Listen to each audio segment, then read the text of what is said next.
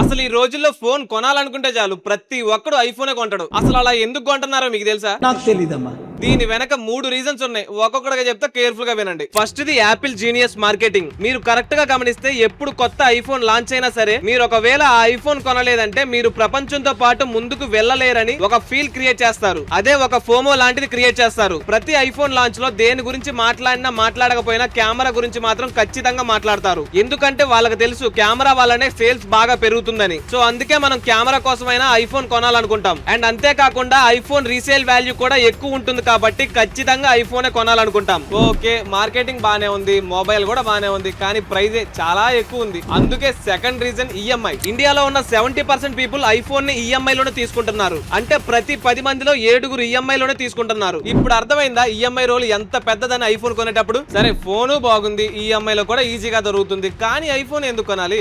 దీనికంటే మంచి మొబైల్స్ లేవా?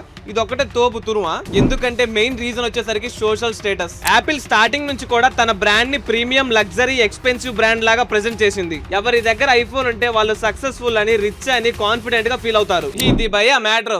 ఇంకోటి ఏంటంటే చాలా మంది వరకు ఐఫోన్ ని జస్ట్ చూపించుకోవడానికి మాత్రమే కొంటున్నారు. మరి మీరెందుకు కొన్నారో ఇప్పుడే కామెంట్ చేయండి. అండ్ ఫైనల్లీ నేను చెప్పేది ఏంటంటే, సబ్స్క్రైబ్ చేసుకోవచ్చు కదా. Knowledge is divine. అప్పుడప్పుడు తెలుసుకోండి ఇలాంటివి.